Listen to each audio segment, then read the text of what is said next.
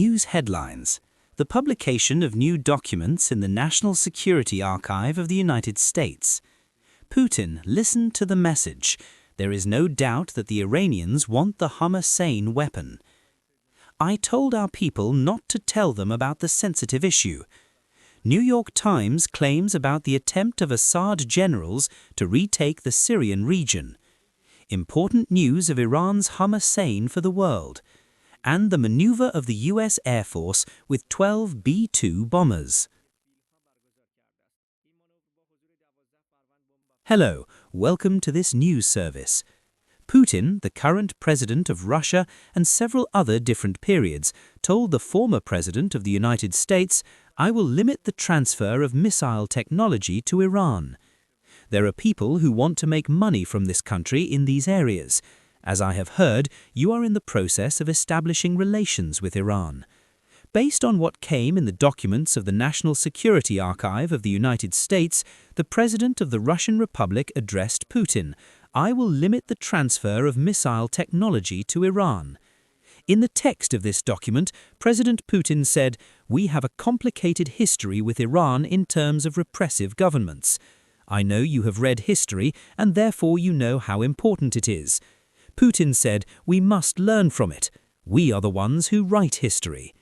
Putin said, "I have heard you are in the process of establishing relations with Iran." Bush said, "This is not true. The Congress has now made this impossible." Putin said, "But Bob McFarlane, the representative of the U.S. government, is in contact with the president of the Iranian parliament." Bush said, "This is not true." Rice said, "There may be, but it is not true." Putin said, "Germany has opened a line of 28 billion German marks for Iran. People are opening them." In addition to this, the arms trade is a common business activity. Iranian experts ask a lot of questions about our sensitive issues. There is no doubt that they are the masters of nuclear weapons. I told our people not to tell them these things. Instead, we will try to work with you on Iraq. A New York Times newspaper reported that Bashar Assad's generals, including the former president of Syria, are seeking to weaken the NOPA government and possibly re-establish some of the country through the arms race. The New York Times said, "It is not clear whether this is a serious threat to the new positions of Syria or not, but it is not doubtful that they are determined to regain their dominance in Syria." According to this message, some of these former leaders are trying to create an arms race. This report continues. Several people are hoping to separate Syria's borders, which is a place of minority settlement in Aleppo, and Assad and many other military and intelligence agencies. The New York Times, with reference to a recent phone call between Qiyas Dayler, the former commander-in-chief of the 4th Syrian Army in April, said, "As long as we are not fully armed, we will not start." According to this report, two main faces in this conflict are Sohail Hassan, the former commander of the Special Forces, and Kamal Hassan, the former head of the Syrian Army Intelligence. They were collecting the intelligence and war budget and bringing weapons together. These two went to Moscow in December 2024.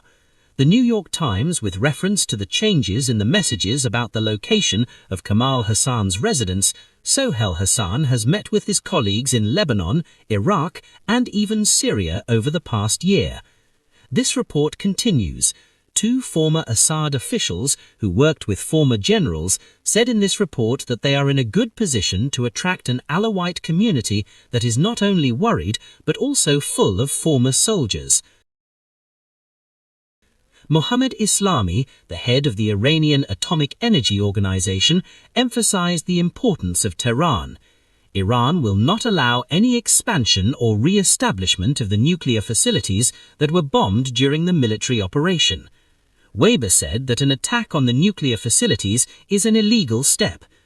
As long as the International Atomic Energy Agency does not provide a specific, transparent and legal framework for the implementation of the conditions after the attack and the responsibility of the parties involved, no new initiative will be given to this center.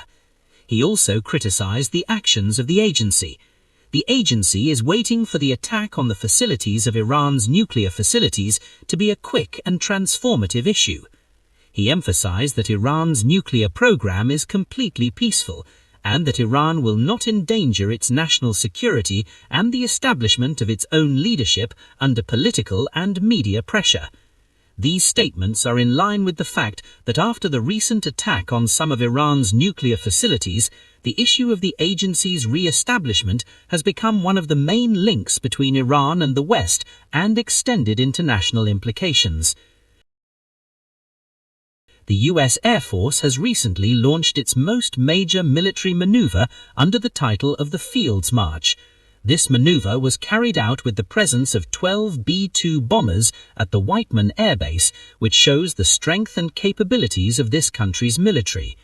This maneuver, which is known as a minimum level of readiness for takeoff, is famous in the military literature as the Fields March.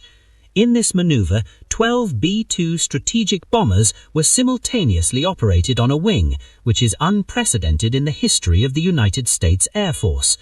This maneuver, which was carried out in April 2024 and will be repeated in the latter part of 2025, brought together more than 50% of the US B-2 active aircraft. This shows the strength and capabilities of the United States Air Force in carrying out complex and coordinated operations. Hello and good morning.